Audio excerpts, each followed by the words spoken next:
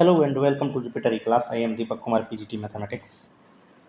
पिछले दो लेक्चर में हम लोगों ने रिलेशन एंड फंक्शन का जो रिलेशन वाला पार्ट है उसको कवर किया, कुछ PYQ क्वेश्चंस भी देखे।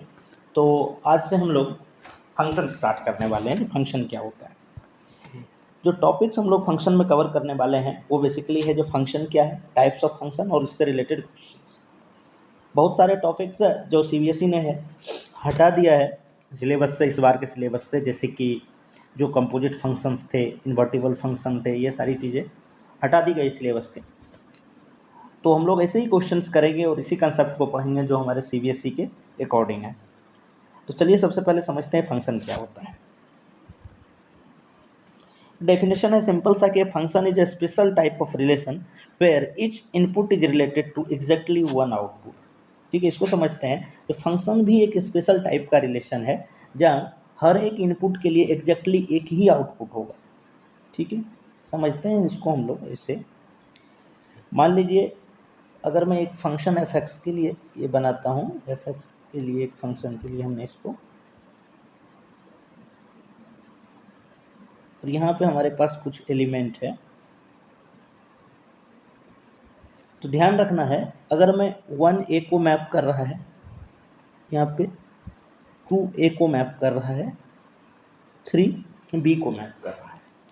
ठीक है, तो अगर आप ध्यान से देखेंगे तो 1 के लिए अगर 1 प्री इमेज है हमारा, तो 1 के इमेज 1 के लिए बन रहा है a, 2 के लिए हमारे पास इमेज है b, 2 के लिए भी a है इमेज,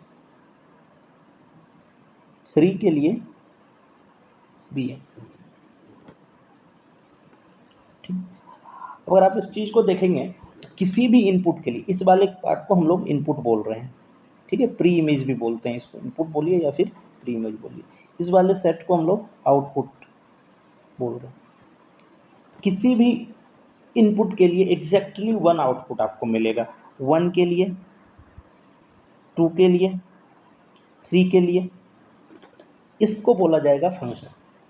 अब फंक्शन किसको बोलते हैं, इससे ज़्यादा जरूरी इस चीज़ को समझना है कि फंक्शन कब नहीं बोलते हैं, कौन कौन से कंडीशंस हमको मिलेंगे जहां हम लोग बोलेंगे कि फंक्शन नहीं है। चलिए एक दो एग्जाम्पल से इस चीज़ को भी हम लोग समझते हैं।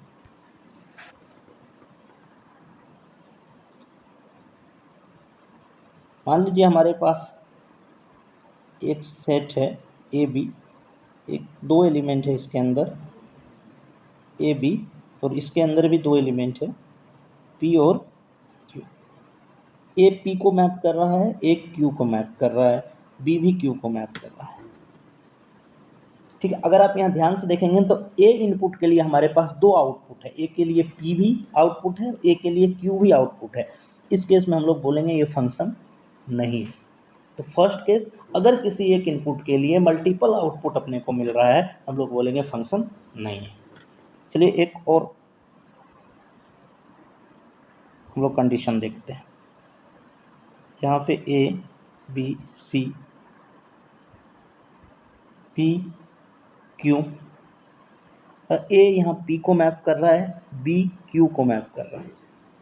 अब यहाँ ध्यान से देखेंगे, ए के लिए हमारे पास इनपुट है एक, एग्जैक्टली वन इनपुट, बी के लिए क्यू है। ठीक है, लेकिन सी के लिए हमारे पास कोई इनपुट नहीं है। इसमें भी हम लोग बोलेंगे फंक्शन नहीं है, क्योंकि मैंने क्या बताया, each input has exactly one output. तो यहाँ पे सारे इनपुट का भी आउटपुट होना चाहिए और सबके लिए एक एग्जैक्टली वन आउटपुट होना चाहिए। इस केस में भी हम लोग बोलेंगे फंक्शन नहीं है। तो ये दो केस को ध्यान रखना है जहाँ पे हम लोग बोलेंगे कि ये रिलेशन फंक्शन नहीं है।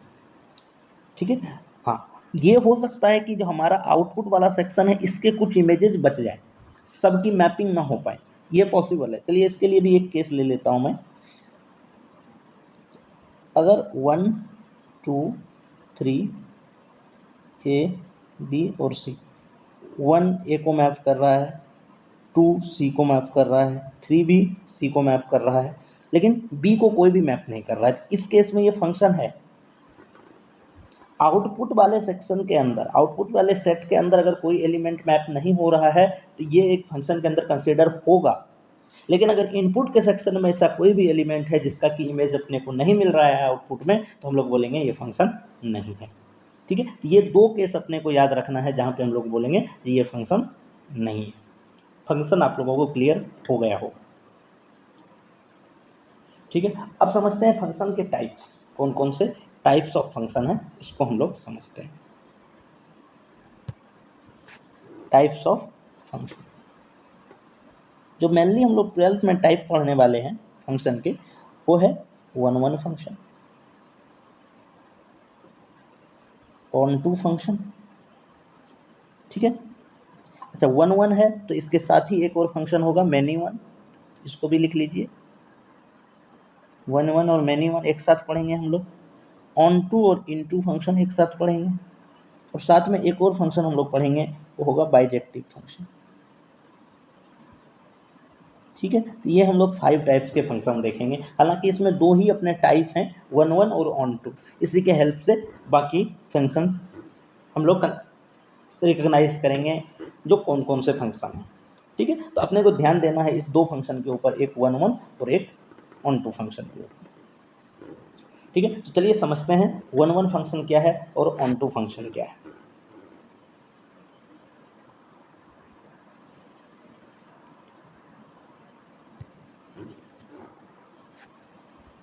वन वन फंक्शन, देखिए नाम से आपको पता चल रहा होगा, एक फंक्शन, एक ऐसा फंक्शन जिसमें हर एक इनपुट के लिए एक यूनिक आउटपुट मिल जाए, उसको हम लोग क्या बोलेंगे, हर एक एलिमेंट्स के लिए एक न्यू इनपुट मिल जाए, एक न्यू आउटपुट मिल जाए, इसको ऐसे फंक्शन को हम लोग वन वन फंक्शन बोलेंगे, ठीक है। जैसे ध्यान से समझिएगा, एक सेट हमने ए बनाया और एक सेट हमने बी बनाया, इसके अंदर हमने एलिमेंट दिया ए बी सी, इसके अंदर एलिमेंट दिया 1 2 3, ए 2 को मैप कर रहा है, बी 1 को मैप कर रहा है, सी 3 को मैप कर रहा है, तो ये फंक्शन वन वन होगा, क्योंकि हर एक इनपुट के लिए एक यूनिक आउटपुट हमारे पास है। ए के लिए 2 आउटपुट है, फिर ए 2 को मैप कर रहा है, बी के लिए 1 आउटपुट है, जबकि सी के लिए 3 आउटपुट है। तो किसी भी आप दो इनपुट के लिए सेम आउटपुट यहाँ पे नहीं देखेंगे, इसलिए इस फंक्शन को बोला जाता है वन वन फंक्शन,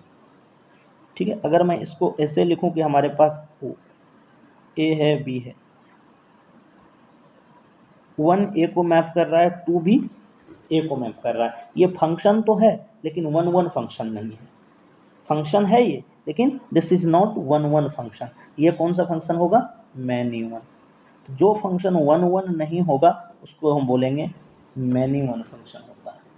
जो फंक्शन वन वन फंक्शन नहीं होगा वो फंक्शन मैनी वन फंक्शन होगा। इसलिए मैंने बताया था कि टाइप मेनली दो ही हैं, वन वन और ऑन टू, ठीक है। तो वन वन अगर आप समझ रहे हैं और कोई फंक्शन वन वन नहीं होता है तो उसको हम लोग बोलेंगे मैनी वन फंक्शन।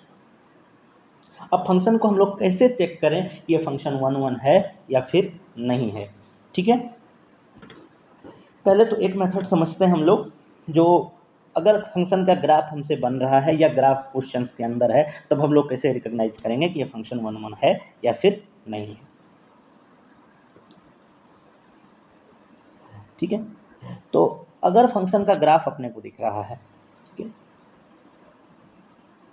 मान लो इस टाइप, थोड़ा बेहतर ग्राफ में बनाता हूँ,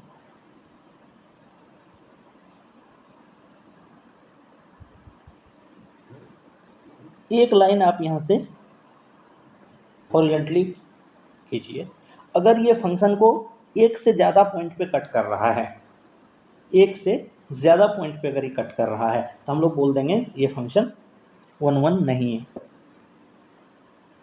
ठीक है। इसका क्या मतलब हुआ, एक इनपुट के लिए मल्टीपल इनपुट के लिए सेम आउटपुट मिल रहा है, तो हम लोग बोलेंगे ये फंक्शन नहीं है। क्लियर है ये चीज़। जैसे एग्जाम्पल के लिए अगर मैं ये बनाता हूँ, ये एक फंक्शन है, अगर मैं यहाँ से कट करता हूँ तो आप देखेंगे यहाँ पे भी एक कट हो रहा है, यहाँ पे भी, यहाँ पे भी, यहाँ पे भी, यहाँ पे भी, 4 कट लग रहे हैं, तो ऐसे फंक्शन को हम लोग बोलेंगे ये वन वन फंक्शन नहीं है। जबकि अगर एक ही जगह कट मिल रहा है अपने को ये, तो हम लोग बोलेंगे ये फंक्शन वन वन है। लेकिन अगर हमारे पास कुछ ऐसे फंक्शन आ जाए जिसमें ग्राफ बनाना जिसका मुश्किल है, ग्राफ हम लोग इजीली नहीं बना सकते हैं, ऐसे फंक्शन को हम लोग कैसे रिकॉग्नाइज करेंगे कि वन वन है या नहीं। इसके लिए एक टेक्निक है, हालांकि इस टेक्निक को हम लोग बेहतर समझेंगे जब क्वेश्चंस को करेंगे। अब उस फंक्शन के लिए f(x1) इक्वल टू f(x2) लिखिए। अगर ये सॉल्व होने के बाद आपको result x1 equal to x2 आ रहा हो, f(x1) इक्वल टू f(x2) लिखिए, जहां पे f(x) आपका फंक्शन है, ठीक है। x को x1 से रिप्लेस कीजिए और x को फिर से x2 से रिप्लेस कीजिए। अगर ये सॉल्व होने के बाद x1 इक्वल टू x2 आ रहा है तो हम लोग ऐसे फंक्शन को बोलेंगे कि ये फंक्शन 1 है। अदरवाइज हम लोग बोलेंगे फंक्शन 1 मेनी वन है। 1 नहीं है मतलब मेनी वन फंक्शन, ठीक है। चलिए एक एग्जांपल से समझते हैं इन चीज़ों को, इस टेक्निक को हम लोग कैसे अप्लाई करें 1 फाइंड करने के लिए। मान लीजिए हमारे पास एक फंक्शन है f(x) इक्वल टू x²। अब अपने को फाइंड करना है कि ये फंक्शन 1 है या फिर नहीं। तो जस्ट पुट करना है अपने को f(x1) इक्वल टू f(x2), ठीक है। तो ये क्या आएगा, x1 का स्क्वायर इक्वल टू x2 का स्क्वायर। क्या यहाँ पे हम लोग बोल सकते हैं जो x1 इक्वल टू x2 होगा? हम लोग यहाँ नहीं डिसाइड कर पा रहे हैं कि x1 इक्वल टू x2। अब आप लोग को अगर यहाँ पे थोड़ी कन्फ्यूजन हो रही तो आप ध्यान देंगे, क्या अगर x1 1 हो और x2 -1 हो, पॉसिबल है या नहीं है? दोनों का स्क्वायर सेम हो रहा है, 1 का स्क्वायर भी 1 होता है और -1 का स्क्वायर भी 1 होता है।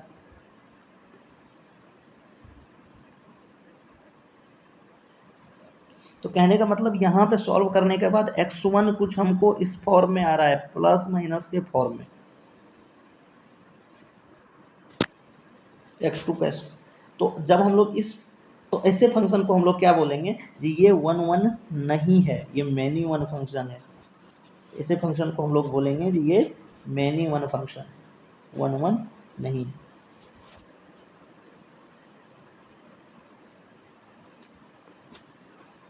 एक और फंक्शन मैं लेता हूं जिससे आप लोगों को और क्लियर हो जाए।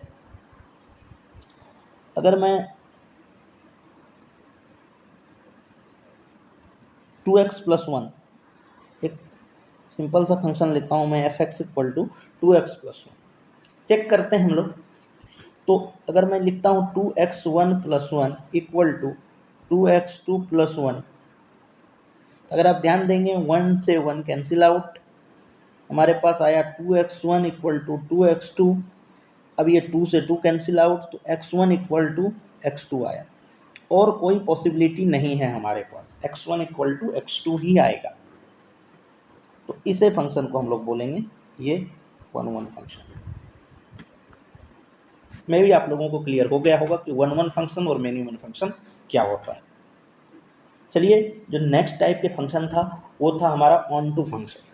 एक साथ हम लोग पढ़ेंगे ऑन टू फंक्शन को और इन टू फंक्शन।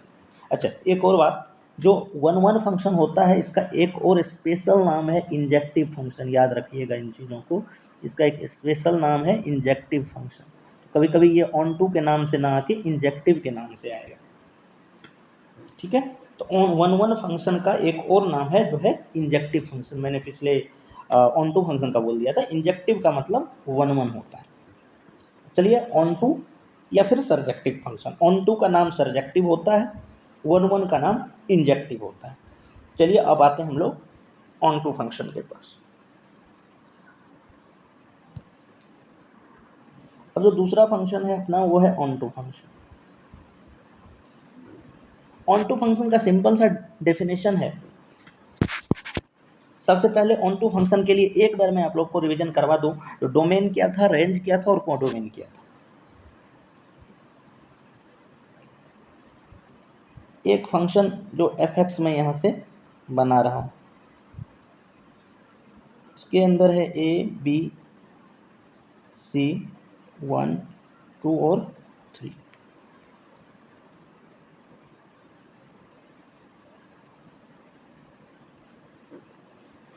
ये जो 1 यहाँ a 1 को मैप कर रहा है, b 3 को मैप कर रहा है, c भी 3 को मैप कर रहा है।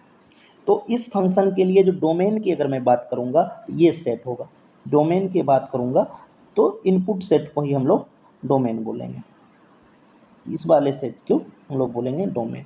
तो इस फंक्शन का जो डोमेन होने वाला है वो है ए, बी और सी। इस फंक्शन का रेंज होगा वो सारे आउटपुट्स, तो आउटपुट हमारे पास 1 है और 3 है, 2 किसी भी इनपुट के लिए आउटपुट नहीं है, तो 1 और 3 ये है इस फंक्शन का रेंज।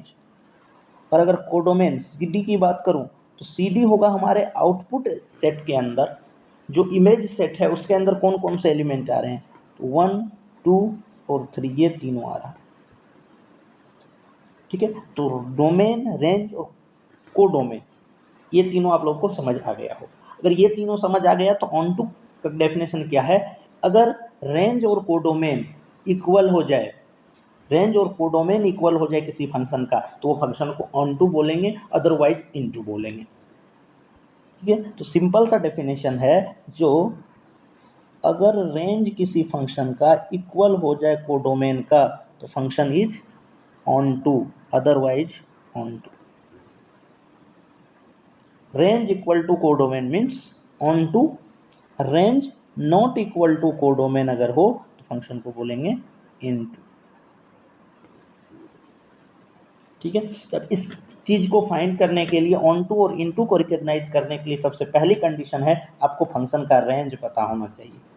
जो कुछ फंक्शन जो 11th में ऑलरेडी डिस्कस कर चुके हैं उसका रेंज आपको मालूम होना चाहिए, और रेंज कुछ फंक्शंस ऐसे हैं जिसका रेंज निकालते आना चाहिए आपको। रेंज फाइंड करेंगे तभी आप कोडोमेन से उसको कंपैरिजन कर पाएंगे। अगर इक्वल है तो onto, otherwise into. ठीक है, ऑन टू का मैंने एक और नाम बताया था, इसको याद रखिएगा, जो surjective function. Onto function का मतलब है सर्जेक्टिव फंक्शन।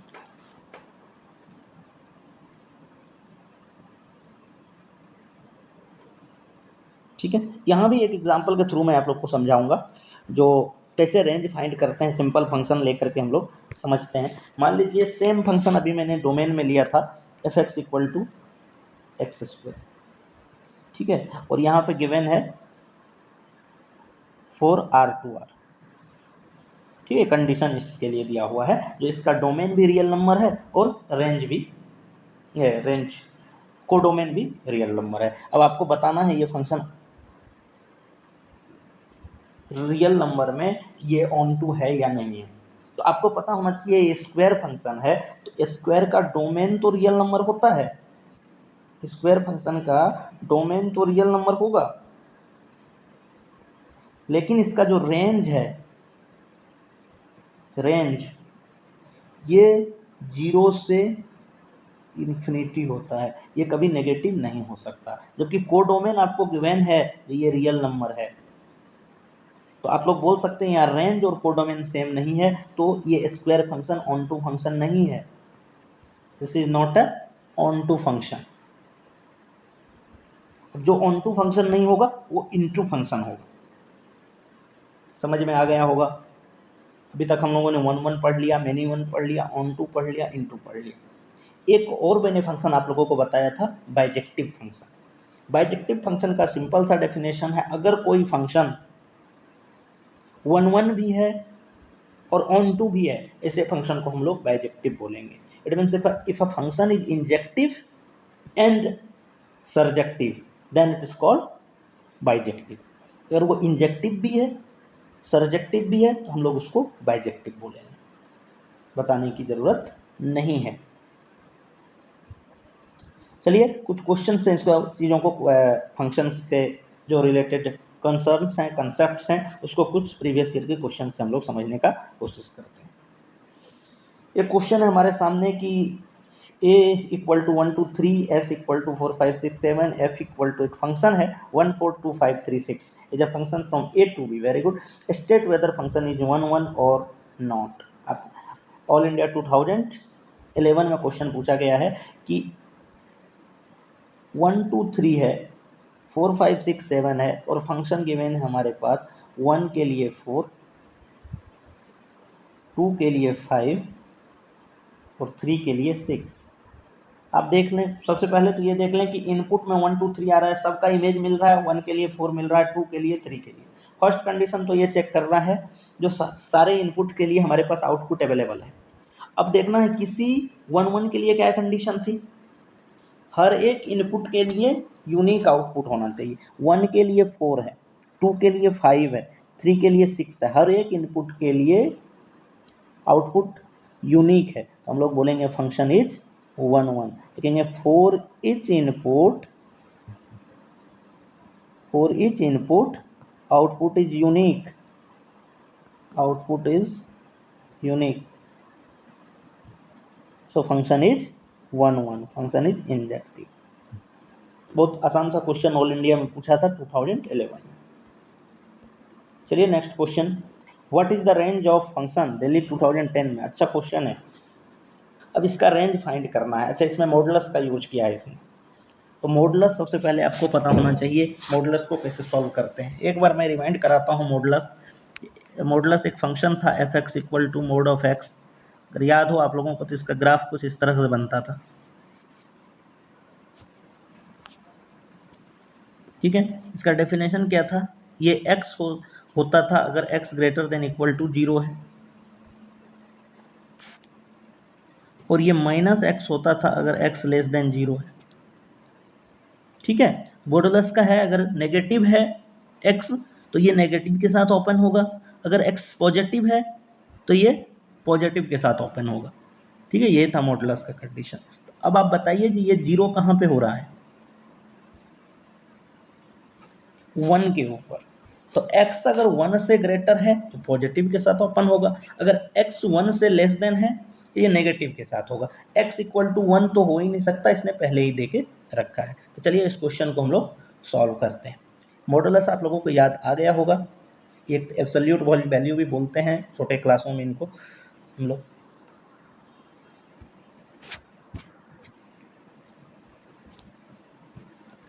तो अब हमारा फंक्शन कुछ इस तरह से बना, अगर x ग्रेटर देन 1 है तो इसके लिए तो ये हो जाएगा x minus 1 divide by X minus 1। x अगर लेस देन 1 है इसके लिए ये माइनस के साथ ओपन होगा, minus X minus 1 divide by X minus 1। ध्यान से देखें तो एफ एक्स हमारा बन रहा है 1, देखें डिनोमिनेटर और न्यूमरेटर दोनों इक्वल है तो 1 अगर x ग्रेटर देन 1 है तो, और माइनस 1 अगर x लेस देन 1 है तो हमारा जो रेंज बना इसका वो क्या बना, -1 एंड 1। जो रेंज बन रहा है इसका, यहाँ पे मैं आता हूँ, रेंज क्या बन रहा है, -1 और 1। दिल्ली 2010 का क्वेश्चन है, इसको आप लोग कर लीजिएगा तो एक बार रिवीजन हो जाएगा आप लोगों को मॉडुलस फंक्शन का भी। Next question, prove that the function f natural to natural is defined by F X equal to X square, ये एक्स स्क्वायर है, X square plus X plus 1 is 1 1 but not onto. अच्छा, यहाँ पे ध्यान से देना है, जिसका डेफिनेशन क्या है, नेचुरल से नेचुरल जाते हैं, मतलब इसका डोमेन भी नेचुरल नंबर हो और कोडोमेन भी नेचुरल नंबर है। चलिए सॉल्व करते हैं। X square plus X plus 1, सबसे पहले तो चेक करना है 1 1। 1 1 के लिए क्या मैंने बताया था, F X 1 equal to F X 2 कर दो, F X 1 equal to F X 2 कर दो। अगर सॉल्व होने के बाद हमको x1 इक्वल टू, सॉल्व होने के बाद अगर x1 इक्वल टू x2 मिल जाए तो हम लोग बोलेंगे 1 1 है, अदरवाइज बोलेंगे 1 1 नहीं है। तो चलिए एफ एक्स को हम लोग x1 के साथ रिप्लेस करते हैं अगली स्लाइड में। तो हमको क्या मिलेगा, x1 का स्क्वायर प्लस x1 प्लस 1, और इधर मिलेगा x2 का स्क्वायर प्लस x2 प्लस 1। चलिए इसको शिफ्ट कीजिए, ये क्या बनने वाला है, x1 का स्क्वायर माइनस x2 का square plus x1 minus x2 equal to 0, क्योंकि 1 माइनस 1 तो 0 ही हो जाना है। ये क्या बनेगा,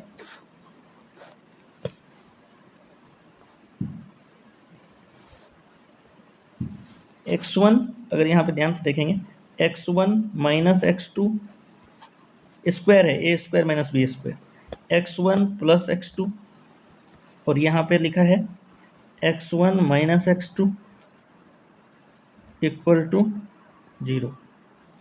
ठीक है, अब यहाँ से देखिए x1 x2 यहाँ भी है, x1 माइनस x2 यहाँ भी, कॉमन करते हैं। x1 माइनस x2 इधर बटा x1 plus x2 plus 1 equal to 0। अच्छा एक बात बताइए, x1 भी यहाँ नेचुरल नंबर है, x2 भी नेचुरल नंबर है, 1 भी नेचुरल नंबर है, तो क्या ये पॉसिबल है कि 0 हो जाए? ये तो पॉसिबल ही नहीं है कभी 0 हो जाए, क्योंकि x1 x2 नेचुरल नंबर है, 1 ऑफिशियल नेचुरल नंबर है, तो ये तो पॉसिबल ही नहीं है कि 0 हो जाए। तो अब मैं लिखता हूं यहाँ पे x1 प्लस x2 प्लस 1 ये 0 नहीं हो सकता। क्यों? x1 x2 belongs to natural number, क्योंकि ये दोनों तो नेचुरल नंबर है, 3 नेचुरल नंबर का सम कभी 0 हो ही नहीं सकता। तो अब लास्ट हमारे पास ऑप्शन है जो x1 माइनस x2 ही 0 होगा। x1 माइनस x2 0 होगा, मतलब x1 इक्वल टू x2। अगर मैंने क्या बताया था, अगर लास्ट में सॉल्व होकर x1 इक्वल टू x2 हो जाए, it means function is 1 1, function is 1 1। इस चीज को तो हमने प्रूफ कर दिया जब फंक्शन 1 1 है, but not onto, but not onto. अब इस चीज को प्रूफ करना है कि फंक्शन ऑन टू नहीं है, 1 1 तो है। चलिए अब उसको भी प्रूफ करते हैं हम लोग कि फंक्शन ऑन टू नहीं है। हमारे पास जो फंक्शन है एफ एक्स वो है X square plus X plus 1, ठीक है, नेचुरल नंबर से नेचुरल नंबर तक। अब बताइए x नेचुरल नंबर है तो एक्स स्क्वायर क्या होगा? मिनिमम तो 1 होना ही है। x भी नेचुरल नंबर है तो मिनिमम 1 होगा, तो F X equal to minimum value जो होगा एफ एक्स का वो क्या होगा? 3 होगा। Minimum value of F x is 3, लेकिन इसका कोडोमेन है नेचुरल नंबर, तो नेचुरल नंबर में तो 1 2 भी आता है, 1 और 2 भी।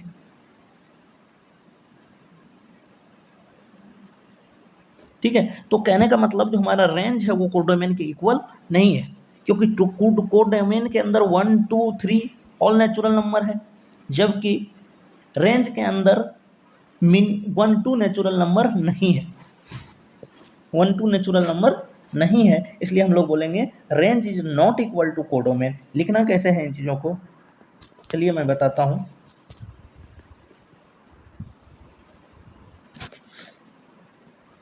यहां पे मैं लिखूंगा therefore x belongs to natural number, minimum value, mean value of f(x) is 1 plus 1 plus 1 equal to 3, but codomain is 1 2 3 and so on। ऐसा ही है, क्योंकि इसने बोला सारे के सारे नेचुरल नंबर लेने हैं अपने को कोडोमेन के अंदर, तो हम लोग क्या बोलेंगे, range not equal to codomain, so f(x) is into, onto नहीं है मतलब इनटू। ये क्वेश्चन समझ में आ गया होगा। अब अभी तक हम लोगों ने 1 2 को 1 1 कैसे फाइंड करते हैं, 1 2 कैसे फाइंड करते हैं, रेंज कैसे फाइंड करते हैं, इस टाइप के क्वेश्चंस को देखा। चलिए एक क्वेश्चन और देखते हैं हम लोग। यहाँ a equal to R minus 3 इसको एक्सक्लूड कर रहा है, रियल नंबर में से 3 को एक्सक्लूड कर रहा है। b equal to R minus 1, consider the function, ये शायद आप लोग को दिखने में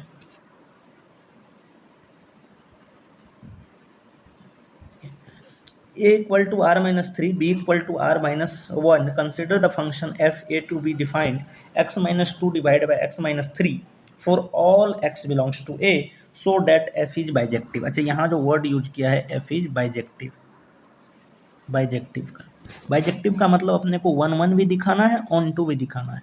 तो पहले तो 1 1 के लिए चेक करते हैं। ठीक है, तो 1 1 के लिए मैं यहाँ चेक करता हूँ क्या कंडीशन था। पहले तो लिख लेते हैं एफ एक्स अपना क्या है, x minus 2 divide by X minus 3।